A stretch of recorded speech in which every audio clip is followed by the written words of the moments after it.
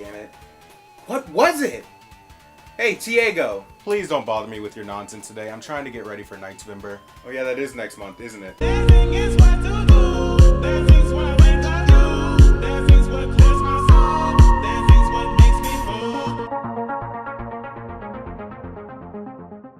Well, anyway, do you remember that one Alvin and the Chipmunks movie? I see you're gonna try to keep talking to me. I'm trying to remember a name of a song from that movie, but I just can't remember what it is. Trying to keep my links up if you don't mind. Like, the melody is so clear, but I just can't remember the name. Well then, it's obvious you're not gonna leave me alone until I humor you in some way, shape, or form. So, what song was it? Bad Day? Witch Doctor? How We Roll? No. It was a completely original song made just for the movie. Get Monked? No, it went something like da, da, da, da, da. What should we do? Oh yeah, that's Monster in You. That's what it is. Thanks, fam. Wait, what? Yeah, you know, Monster Out in You. From Alvin and the Chipmunks Meet the Wolfman. Fucking what? Alvin and the Chipmunks is what I would call one of the many zombie franchises. First it exists, then it just sorta dies. Suddenly, it's back again.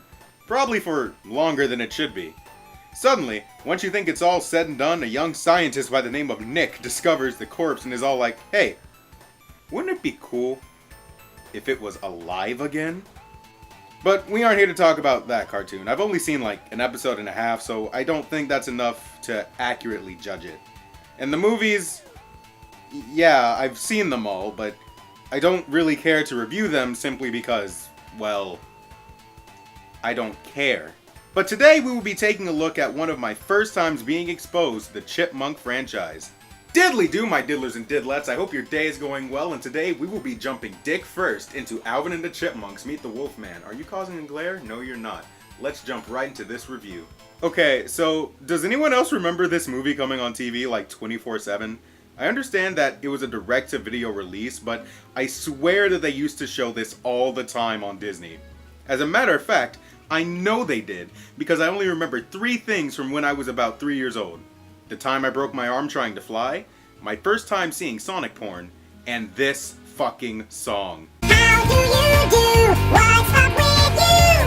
Little brother, Mr. Hyde. How come you're back here alone tonight? We don't know what you're going through. We just hope you're gonna be alright. Now tell us, what should we do? Now that the monster's out in you. This song stuck with me for years. Sure, I didn't remember the words, but then again, this is the same child who thought he knew how to fly and tried jumping off one of those playhouses. You know, those ones that you could go in and pretend it was like a house? Yeah, that was me. I climbed on and jumped off and broke my arm. Yeah, I'm not the smartest person. I don't know what you guys think about me, but I am not a smart person. Anyway, as stated before, this was one of my first exposures to Alvin and the Chipmunks, so I thought I'd give it the love it rightfully deserves. The movie starts off with Alvin having a wet dream about the dreaded Wolfman. His screams of ecstasy are enough to wake up his brothers and Dave. When questioned about why he's making so much noise, he explains that he's been thinking about their thick-eyed neighbor, Mr. Talbot. What the fuck did I write? And he's sure that he's a werewolf. They politely tell him he's fucking crazy and to go back to sleep. I mean it, Alvin. This is getting way out of hand. Now, back to sleep, everybody. You've got school tomorrow. On a quick side note, I'd just like to point out that Ross Bagdasarian Jr. sounds like he really couldn't care less in this scene. Probably because he's like 51 and wondering why he's still voicing these characters. He's probably still wondering the same thing at 69 years old. The next morning, we learn 2 crucial things. The first is that the Chipmunk School will be performing the play Dr. Jekyll and Mr. Hyde. The second is that Theodore is a cuck. So much that he starts personalizing his lunches for when they are stolen by this ape-looking Chad motherfucker right here. I mean, come on, Theo. This dude looks like the love child of Donkey Kong and Diddy Kong. Tell you what, if I was getting bullied by someone like that, I'd be lacing my sandwiches with cum. Anyway, here's where we also learn what Eleanor's role in this film is. To basically be eye candy. Which I gotta admit, She doing a pretty good job. This bitch looking just like a tasty snack. Theodore may be a cuck, but at least he has the decency to pick the bitch with some meat on her bones. But hey, I mean, they all got their quirks. Jeanette got that whole shy, nerdy thing going on. And Brittany, goddamn, she could step on my dick any day.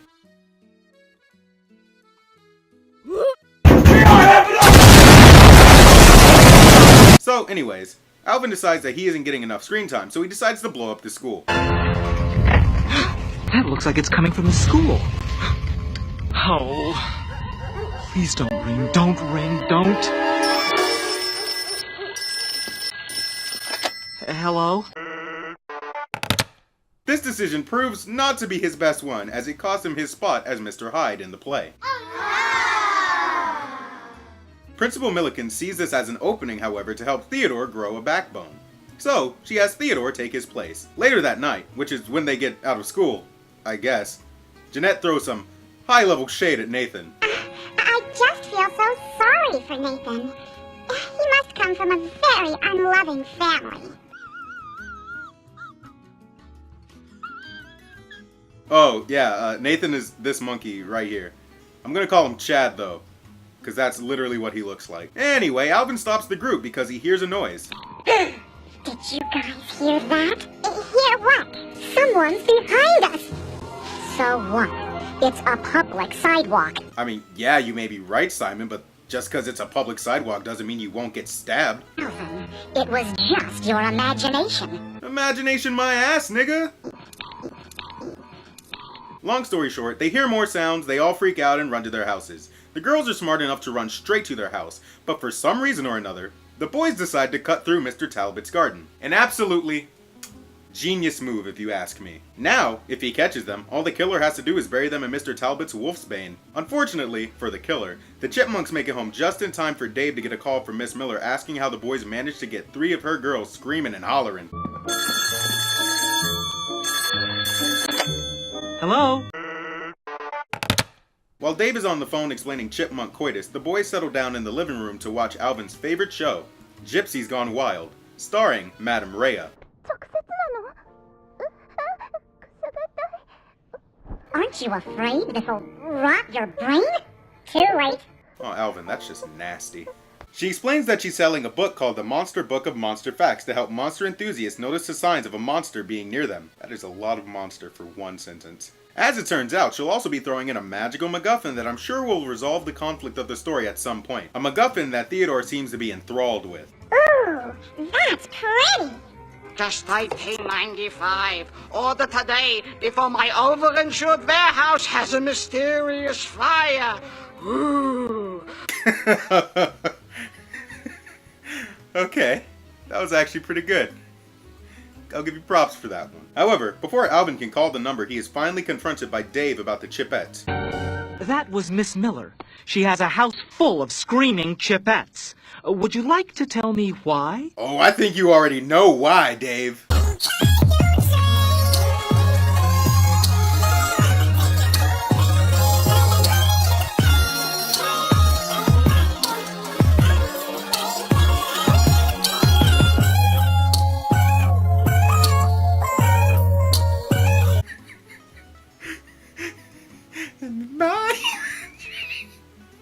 Yo, I remember that from like 2nd grade. I used to think that was the good shit too. So anyway, Dave's had enough of Alvin's tomfuckery, so he decides to confiscate all of his monster memorabilia. Now I don't really care about him confiscating all of Alvin's stuff. That's just Dave being a responsible parent. For once. You don't reward a child for being a little shit. My grievances lie in this fucking scene right here. As of now, your monster days are over. You don't just pull a fucking poster off the wall like that. Now, some of you may be saying that Dave has every right to do it since he bought them. Well, I call bullshit. Considering the fact that posters normally cost around $4 to $6 and Alvin bought a book that cost $13.95, I have no doubt in my mind that Alvin bought those himself, so that just adds onto the disrespect. Okay, so I'm seeing here in my script that there were 2 spots where I said that Alvin lost his spot in the play. One where he blew up the school and the other when he scared the Chipettes. So Either the movie just fucked up or I fucked up. I refuse to believe that it was me. I'm a perfect human being who makes no mistakes whatsoever. Anyway, since Alvin is no longer playing the lead role in the play, someone else needs to be cast. Mr. Rochelle, I could do it! Oh, yeah, I forgot to mention, Chad over here is voiced by Elizabeth Daley, most known for her role as Buttercup from the Powerpuff Girls. Yep. There was, no real reason to bring that up. I just really like Buttercup. I'll tell you when you can come. No one tells me when to come. Moving on. So, as you could probably guess, Theodore is cast and he sucks because he's a scared little cuck. Meanwhile, Alvin is going batshit crazy in his room for not being able to get his fix of Werewolf Rule 34. Luckily, his copy of the Monster Book of Monster Facts arrives just in time. Just in time for what, you may ask? I don't know. I couldn't come up with anything funny to put right here. As promised, the MacGuffin also comes in the mail, which Alvin promptly chucks at Theodore. Not even questioning where it came from, he pockets the MacGuffin for later in the story. Now, while Alvin is flipping through his book, he finds a picture of a cane that Mr. Talbot uses, and he comes to the only logical conclusion. Our dear Mr. Talbot is a werewolf, and I'm not gonna rest till I prove it. Yep! That's where this is going. Anyway, he ropes Simon into his quest to prove that Mr. Talbot is a werewolf. And this is where we get our first song of the film, Monks on a Mission. There's something wicked out there. We feel it in the air. It whispers, come and find me if you dare. Honestly, I'd have to say it's probably my least favorite song in the film. Not because it's bad. I can assure you that every single song in this film is good. It just didn't hit me as hard as the other songs. Maybe the tempo was too slow or something about it, I don't know. It just didn't affect me in the right way. We're monks on a mission. We'll keep on searching. Monks on a mission, whether by day or moonlight. After this song is over, we get a bunch of filler of Alvin and Simon debating who's going to be on top, and Theodore sucking at his role in the play. Can you guess which one of these scenarios advances the plot? Yep! You are absolutely wrong. It is the Theodore one. So Theodore finally manages to get his lines right and... Oh, hi, Mr. Talbot. Hello. Oh fucking K. As I was saying, Theodore feels super confident after reading one of his probably 100 lines right, and finally decides that it's time to go claim Eleanor's cheeks. I'm feeling a little bit confident right now, so I'm gonna hurry and do something I've been afraid to do, okay? Sounds great, Theodore. Unfortunately, once he gets there, he gets cold feet and decides to give her the MacGuffin as a promise necklace instead.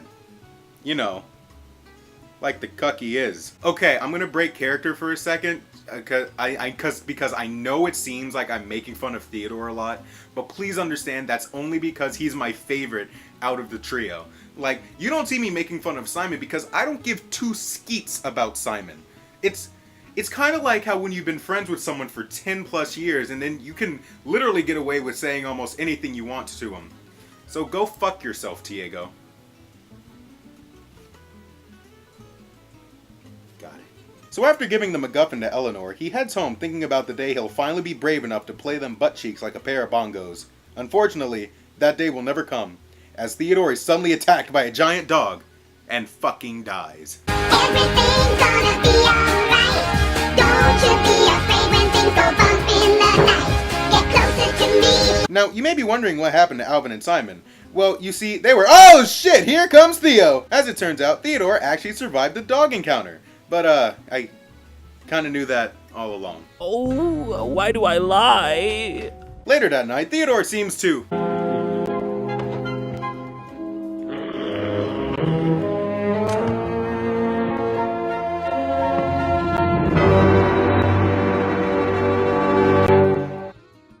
oh fucking K. The next morning, Theo comes in the kitchen asking for steak. Can I have steak? Medium rare?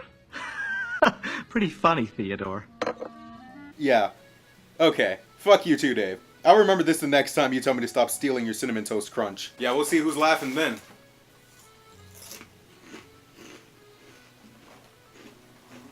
Shit, these are good. I haven't eaten these for 3 days because I've been preparing to actually record this part. So I forgot how good these were. Let me get another hand. It's another handful, just one more. So after putting the boys' food on the table, he immediately tells them to go to school. It's at this point that Simon and Alvin realize that something might be wrong with Theodore. Come on, Teddy, old boy. Race you to school. Trapping out the back street, running through the patch like a track meet. Zoom. No, I am serious. He is terrible, I tell you. He's just terrible. There is not a scary bone in his body. You're forgetting. We're doing this to improve his self-esteem. Okay, so this scene actually does bring up a good point. You don't raise a child's self-esteem by telling them that they're good at something when they clearly aren't. It's most likely just going to instill a sense of unwarranted egotism. It's better to just help them find something that they are good at and encourage them as they get better at that activity. Yeah, sorry for getting smart on you there. I'll go back to the funny cursing now. So, Theodore is suddenly amazing at his role, and Eleanor is trying to get some of that chubby boy action. But Chad ain't having none of that. He tries to pull the rug out from under Theo, but he jumps out of the way and kills Chad in cold blood. Unfortunately, the scene was so graphic that if I were to put it up right now in this review, my entire channel would be Thanos. Later that night, Alvin decides he's fed up with Simon living. Same. So he puts forth his plan to kill him. Unfortunately, his plan comes to a screeching halt when both he and Simon realize that their brother has turned into a werewolf. They contemplate what they're gonna do with their wolfified brother as the movie segues into the reason you're all here. Oh, brother, brother, tell us what's gotten into you lately. We're beginning to think that there is nothing in the world that you can't do. You're getting stronger and faster and bigger too. People keep on asking, is there something wrong with you? You're acting weird and talking rude and wolfing down your food. Everything lately brings the monster out in you. This song is catchy as fuck, and if you don't like it, you need to be enrolled at Center Academy.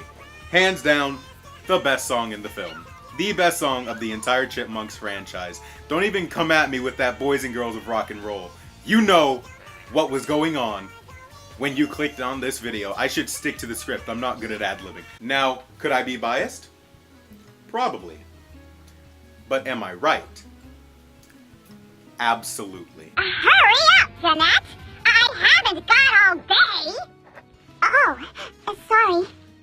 You can't talk to my sister like that.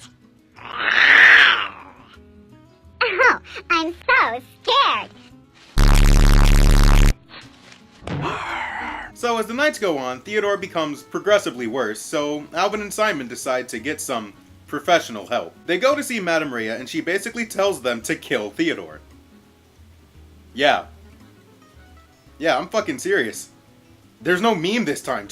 Just watch. He's out of control. Doesn't surprise me. There's got to be a cure for being a werewolf, right? Oh, of course. For one thing, you can shoot him with a silver bullet. Shoot him? But then, wouldn't he be, Dead? Yeah, but he'd be cured. Yeah, see? I wasn't joking. This shit's fucked, dude. Meanwhile, back with Theodore...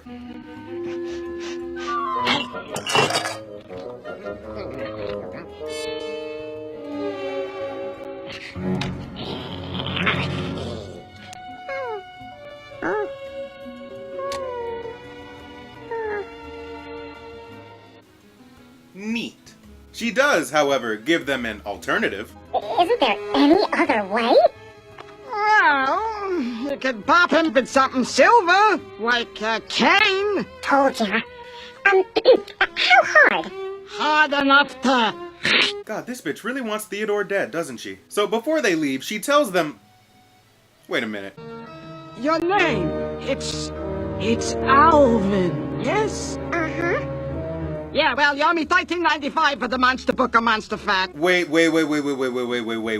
Hold the fucking phone. This nigga didn't pay for the book? Well, shit, I take back everything I said about the posters. Dave has every right to tear them shits down. Damn. Fucking broke-ass nigga. Anyway, before they leave, Madame Rhea tells them that they have until the next full moon to reverse this curse, or else Theodore will be a werewolf forever. So Alvin decides it's time to take action. It's time to take action next time on Dragon Ball Z. He takes Mr. Talbot's cane, which apparently has a silver head, and gets ready to turn this trio into a permanent duo. As Alvin raises the cane to strike, he suddenly grows a conscience and decides it's probably not smart to beat the shit out of your brother with a silver cane. Unfortunately, life has other plans as Alvin proceeds to trip in a hole, causing the cane to go flying into the air, crashing down onto Theo's underdeveloped skull. This does nothing. Theodore is not affected, and he proceeds to break the cane. Alvin is then promptly blamed for this because he's Alvin. So, Dave finally asks why Alvin's been such a little shit recently, and he finally comes clean. I can't go to Mr. Talbot's, Dave. Tonight's the school play. Yeah, that's right. And I've got the most important part. Oh, right. That's probably why they call it Dr. Jekyll and his butler. Shut your ass up, Simon. This is why no one like your ass. Damn. I've had beef with this nigga for years. I mean, how do you single-handedly ruin a movie that was already bad? Anyway, Alvin comes clean as to how he's terrified of these feelings he has for Mr. Talbot. Mr. Talbot gives me the creeps. What if he ripped off his head and there was an alien underneath? Or he smiled and had these big vampire teeth? Or... Alvin, please, enough. Now, since you told me the truth, you go on ahead. I'll apologize for you. And I'll get to the play just as soon as I can. Oh, thank you, Dave. You're a lifesaver. You are an awful father. So it's the night of the play, and Eleanor is rightfully freaking out. Oh, Theodore, I'm so nervous. I can't remember any of my lines. Oh, don't sweat it. They'll be looking at me. Now, I could talk about how Theodore is absolutely right, or I could talk about how the ghost of Chad is haunting his killer from the shadows. Or I could talk about neither of those things and cut back to Dave and Mr. Talbot. So in that third option, Mr. Talbot finally reveals himself to Dave, and Dave is shocked when he turns to face a giant, hairy werewolf penis. He does what he can to ward off Mr. Talbot's sexual advances and escapes from the house. What follows is still one of the funniest scenes in the film.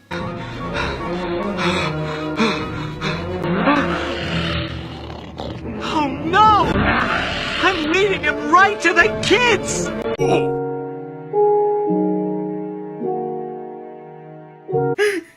Oh god, we used to make fun of this scene all the time. Rest in peace, Aston. I love you, fam. Anyway, back to play. Theodore has finally succumbed to his sexual desires and is just going to town on the other students. He's about to take Eleanor's cheeks, but the MacGuffin from earlier reminds Theo of the cuck he truly is.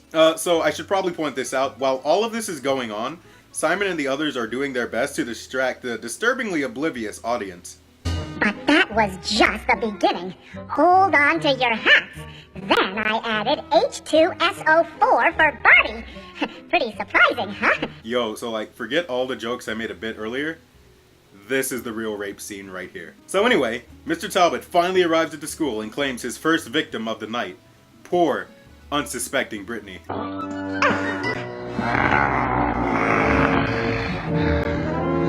I'ma break your butt.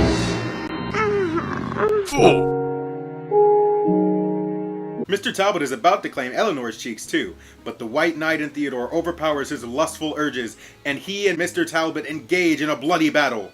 Truly, the only way to determine the victor is to have them fight to the death. Only one can survive!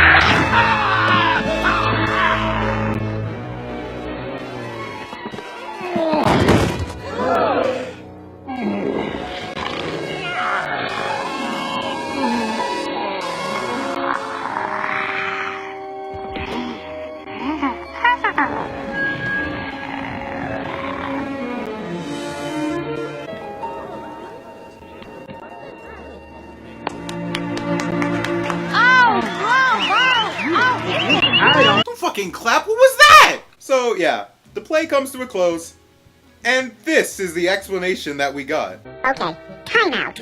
I don't understand. Allow me. Mr. Talbot bit Theodore and turned him into a werewolf. Then, when Theodore bit him back, it reversed the process and cured them both. That's not how werewolves work. So now that the play's over, the rap party is reaching its climax, and we end off on the final song of the film. Hey boys, just what was that noise?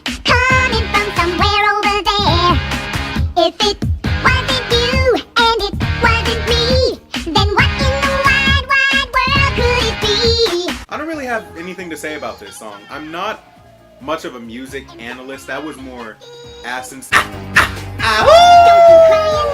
Now, you may be wondering, what happened to Dave during all of this? Well, you see. Oh, where am I? The school! Mr. Talbot! Everything's gonna be alright. Don't you be afraid when things go bump in the night. Get closer to me. And that was Alvin and the Chipmunks Meet the Wolfman. Does it hold up? Well, I mean, it does to me. The animation is still good, the music is amazing, and yeah, I just genuinely enjoyed it. Now, can I see myself sitting down and watching it again? I mean, of course. But first I need to start getting ready for my next review. So with that being said, leave a comment down below letting me know what you would like to see next. Don't forget to subscribe and hit that bell icon to be notified of the next time I upload. Don't forget to join the Discord server in the description. And with that being said, until next time, Diddle out.